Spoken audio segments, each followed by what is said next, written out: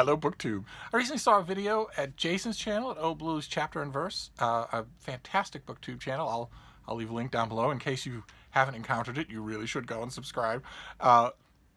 In which he answered questions for a Q&A that he had done recently. Really, really fascinating stuff. Showed what a fascinating guy he is.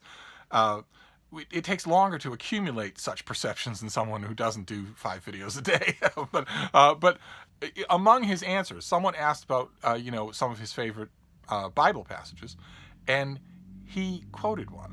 He talked about one from the book of Genesis and expounded on it a bit, and that was all I needed.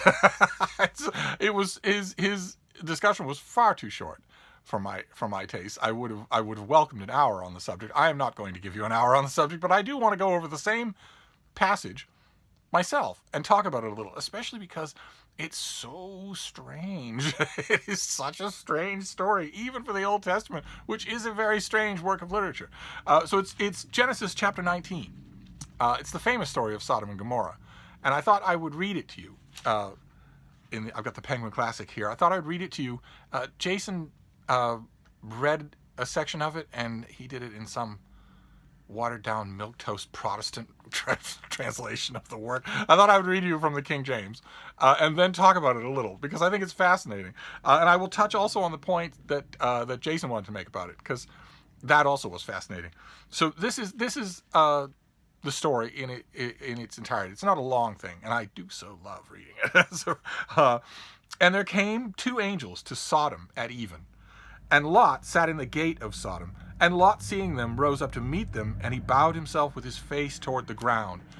And he said, Behold now, my lords, turn in, I pray you, into your servant's house, and tarry all night, and wash your feet, and ye shall rise up early, and go on your ways. And they said, Nay, but we will abide in the street all night. And he pressed upon them greatly, and they turned in unto him, and entered into his house, and he made them a feast, and did bake unleavened bread, and they did eat. But before they lay down, the men of the city, even the men of Sodom, compassed the house round, both old and young, all the people from every quarter. And they called unto Lot, and said unto him, Where are the men which came in to thee this night? Bring them out unto us, that we may know them. And Lot went out at the door unto them, and shut the door after him, and said, I pray you, brethren, do not so wickedly. Behold now, I have 2 daughters, which have not known men. Let me, I pray you, bring them out unto you, and do ye to them as is good in your eyes. Only unto these men do nothing, for therefore came they under the shadow of my roof. And they said, Stand back. And they said again, This one fellow came in to sojourn, and he will needs be a judge. Now we will deal worse with thee than with them. And they pressed sore upon the man, even Lot, and came near to break the door. But the men put forth their hand, and pulled Lot into the house to them, and shut the door. And they smote the men that were at the door of the house with blindness, both small and great, so that they wearied themselves to find the door. And the men said unto Lot, Hast thou here any besides, son-in-law, and thy sons, and thy daughters, and whatsoever thou hast in the city? Bring them out of this place, for we will destroy this place. Because the cry of them is waxed great before the face of the Lord, and the Lord hath sent us to destroy it. And Lot went out, and spoke unto his sons-in-law, which married his daughters, and said, Up, get you out of this place, for the Lord will destroy this city.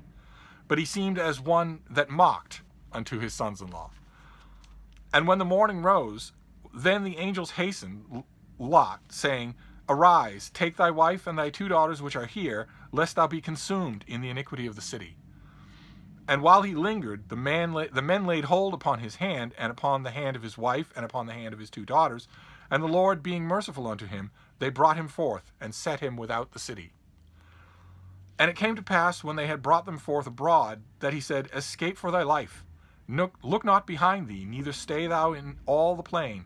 Escape to the mountain, lest thou be consumed. And Lot said unto them, O not so, my lord. Behold now, thy servant hath found grace in thy sight, and thou hast magnified thy mercy, which thou hast shown unto me in saving my life. And I cannot escape to the mountain, lest some evil take me, and I die. Behold now, this city is near to flee unto, and it is a little one. O let me escape thither. Is it not a little one? And my soul shall live. And he said unto him, See, I have accepted thee concerning this thing, and I will not overthrow this city for which thou hast spoken. Haste thee, escape thither, for I cannot do anything till thou come thither. Therefore the name of the city was called Zoar. The sun was risen upon the earth when Lot entered into Zoar. Then the Lord rained upon Sodom and upon Gomorrah brimstone and fire from the Lord out of heaven. And he overthrew those cities, and all the plain, and all the inhabitants of the cities, and that which grew upon the ground.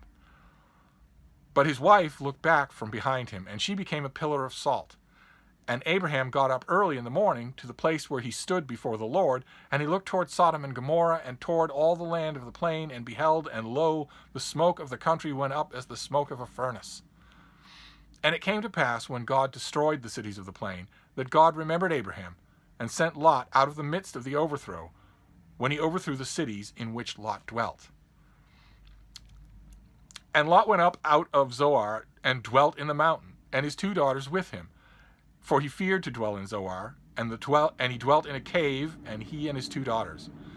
And the firstborn said unto the younger, Our father is old, and there is not a man in the earth to come in unto us after the manner of all the earth. Come, let us make our father drink wine, and we will lie with him, that we may preserve seed of our father. And they made their father drunk with wine that night, and the firstborn went in, and lay with her father, and he perceived not when she lay down, nor when she rose. And it came to pass on the morrow that the firstborn said unto the younger, Behold, I lay yesternight with my father. Let us make him drink wine this night also, and thou go in, and lie with him, that we may preserve seed of our father. And they made their father drink wine that night also, and the younger arose and lay with him, and he perceived not she lay down, nor when she arose. Thus were born the daughters of Lot with the child by their father. And the firstborn bore a son, and called his name Moab, and the second was the father of the Moabites to this day. And the younger, she also bore a son, and called his name Ben-Ami, and the same is the father of the children of Ammon unto this day. And that is the whole of chapter 19 of the book of Genesis. And the mention there about Abraham going up to the place where he had stood with the Lord refers to chapter 18, in which Abraham does exactly that, in which he stands on a plateau overlooking the plains, and by extension the cities of the plains, side by side with God, in the kind of interaction that stops happening in the Bible. It happens in the Old Testament, but it doesn't happen in the New Testament. And God makes clear to Abraham that he has a horrible fate in store for the cities of the plain, because as we're mentioned in chapter 18, chapter 19, a great cry has come up to him of their wickedness. We never know where that cry comes from, and we certainly don't know why it doesn't happen to all the other wicked cities in the Old Testament. God doesn't just up and decide to destroy all of them. They don't ever of them seem very virtuous. Instead, he starts sending prophets to them, almost like he can't be bothered to level them. But it's a classic moment in the Old Testament, a great moment, in which Abraham is horrified and says, well, peradventure there be 40 righteous people in the city. Will you destroy the city if there are 40 righteous people in it? And God says, no, I won't destroy it if there are 40 righteous people in it. And Abraham keeps going back. He keeps dickering with his God. What if there's 30? What if there's 20? What if there are 10 righteous people in the city? Will you still destroy it?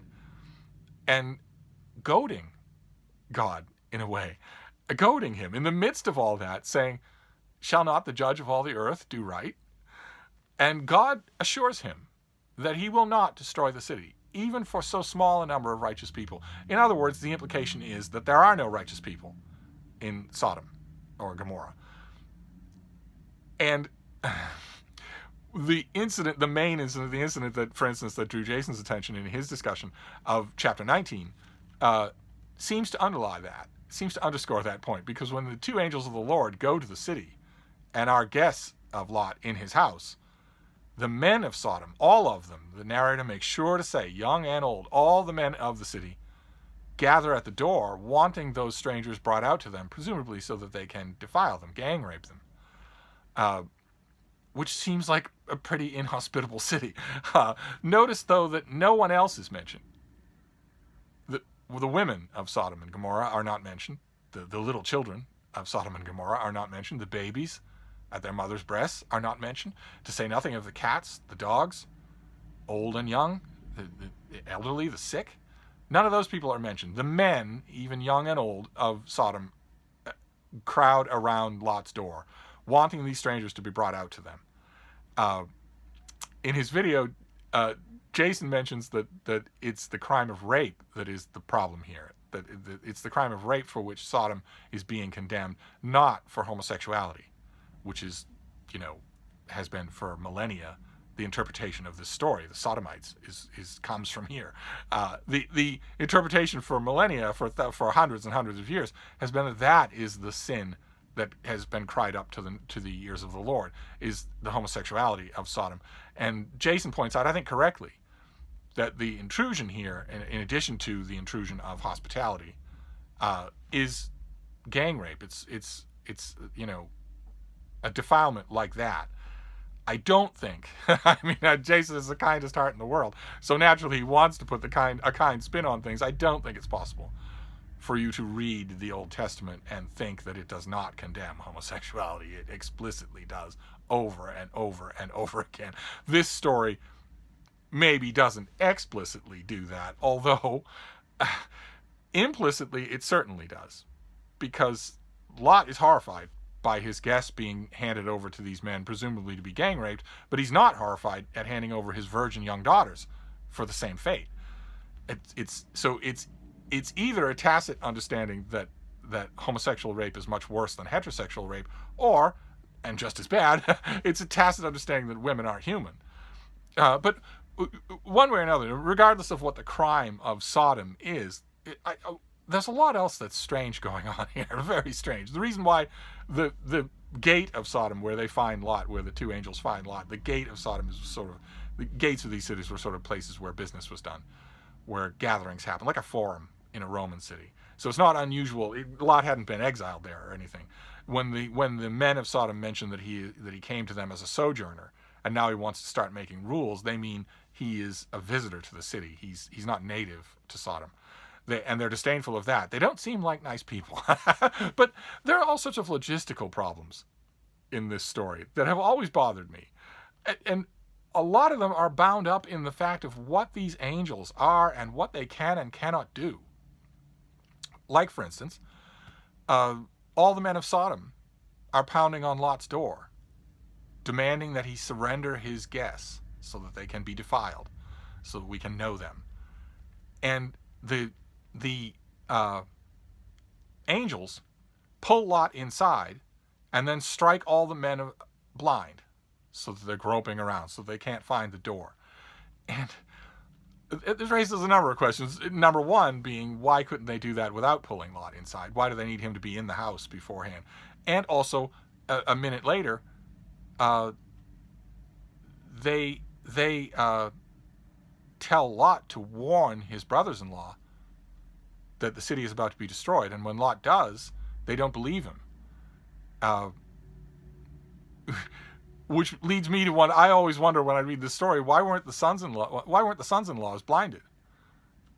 The angels ask Lot, who do you have in this city? Who are your people? Meaning the angels don't know who his people are. And I'm assuming that they are not far away. Why weren't they afflicted as well as the men of Sodom? And also, what do these angels know and what don't they know? How much can they control? And what can't they control? If they know to find Lot, then why don't they know who of his is in the city? And also, there seems to be a sort of a blunt force problem here. We see it often in the Old Testament, where God unleashes a punishment of some kind or other, but doesn't seem to have any kind of fine control over it, which is kind of weird, considering that the God of the Old Testament has metamorphosed over time in the Christian view into someone who is completely omnipotent, down to the last hair, down to the last degree, that he's all-knowing, all-seeing, knows the past, the present, and yet to come, and is completely omnipotent. In other words, not blunt force. And yet, over and over again in the Old Testament, when he wants to do something, he seems only to be able to do it approximately, and he needs safeguards, or it will happen wrong. Like, for instance, the famous case of the Israelites in Egypt, where they're told to mark their doorways with blood so that the avenging angel who's going to sweep through Pharaoh's city and kill all the young children doesn't accidentally kill their children. Do you see what I mean? It's like, well, if you don't do that, you have nobody to blame but yourself. But that seems to speak to a God who is not all-knowing, and who is not even all-powerful, who is sort of a blunt force event. Same thing with this. If these angels, presumably through the power of God, can blind the men of Sodom, then why can't they kill the men of Sodom? And why is it necessary for the whole city to be destroyed? And in the story that we just heard, the angels blind the men who are at Lot's door demanding to do something evil. That seems to say that the angels have it in their power to punish the wicked and leave the innocent alone. That absolutely does not happen with the cities of the plain. Instead, the angels say, gather up all your people, hurry up, do this quickly, leave this place because it is going to be destroyed. And yet, the next morning, they tell Lot they can't do anything until he's gone. So why were they hurrying him? What's the timetable here? And Lot, like Abraham, dickers, says, you're telling me to go up into the mountains with my family, but it seems a little rough to me up in the mountains. What if I go to this little town? Surely it's a little town. Surely, by implication, surely they're not that wicked. Surely you can spare this little town, and I'll just go there with my family. And the angels agree to spare that town. So what are we supposed to think? The whole plain. They tell Lot not to stop on the plain, because anywhere on the plain, he will be in danger. It feels like a flood of fire is just going to bombard this whole area. So is Zoar protected? And should Zoar be protected? Because Lot is not there for very long before he realizes that it's no better than Sodom and Gomorrah. He has to flee. He has to flee to the very place he was afraid to go in the first place. He has to go up into the mountains because he's afraid of being in Zoar. It's not because of anything else. The famous element here is Lot's wife turning around and turning into a pillar of salt because she looks at the city. It's a little strange. It's a little strange. If you have a family group composed of two underage girls, it seems to me they would be the ones to look back. And what about the two underage girls? What about them? What about that concluding passage? What on earth? First of all, the implication that any father of any age, at any time, with any kind of stress involved, just as his wife, could be made so drunk on 2 consecutive nights that he could sleep with his daughters and not know it, and that they would have such an idea. They know perfectly well they're not the only people left in the world. They were just at Zoar. They know perfectly well there are other men who could come into them after the ways of the world. So what's going on there? What on earth is going on there? It's offered without comment by the writer of this particular book. But boy, oh boy, does it deserve comment. Is it being condoned? Anyway, I have always found the story of Sodom and Gomorrah very strange. I would tend to agree with Jason that I don't think it's really clear. It's certainly not specified why the cities on the plain are destroyed. It's certainly not because of homosexuality. I don't think the rest of the Old Testament gets a pass as far as homosexuality goes, nor the New Testament. St. Paul is certainly no fan of homosexuality, but the manner of it has always struck me as strange. I think this is probably one of the many instances where there's just an older myth cycle that has just been captured in amber and polished and repolished and repolished over the centuries, and is now part of this larger narrative with clear implication, clear echoes of its mythological past. There are geological formations in the area that look like stone women. It's obviously an origin story for one of those, just like in ancient Greece or in the Etruscans, constantly making myths to explain a peculiar looking rock or 2 trees that have grown together into one another or something like that. This has an origin, I think, something like that. But what does it mean as a story that God decides to kill this place, destroy it, then dickers with Abraham over whether or not he'll do it if there are any righteous people there, and then seems to lose interest in the very bargain that he makes, in the very dickering that he does. I can't believe that the city of Sodom and Gomorrah, that the two cities have no righteous people in them, even children, little babies, at all, other than Lot's family. And Lot's family isn't all that righteous, right? His sons-in-laws don't believe him. They think he's lying. And his daughters are monstrous. So I myself believe, I think you have to believe in this story and in the other cataclysm story, that it very much echoes the story of Noah's flood. I think you have to believe that there are huge numbers of innocent people dying here, and just sort of figure it out. Just sort of think of it along those terms. I think that it's fascinating. The whole thing is just fascinating. Lot is not a good character. He's not a worthy or an admirable character like Abraham. And he's not also that particularly interesting. All he does throughout the whole incident is complain. And when the one time that he makes a strong decision, it's an abhorrent decision. He offers his daughters to be torn apart by a crowd rather than have them lay hands on two strangers. It all strikes me as very strange, so I wanted to talk about it a little. I will leave a link to Jason's video down below. You're going to learn a lot of interesting stuff about him anyway. But I never like to miss an opportunity to talk about a book of the Bible, about a chapter of the Bible, about stories in the Bible. We ought to do a regular feature. All of us who are interested in the Bible ought to do a regular feature on BookTube. That would be so much fun. Imagine how much fun Sundays would be if they came with Sunday school. Oh, maybe someday. In the meantime, I'll wrap this up, but I'll be back. Thank you, BookTube.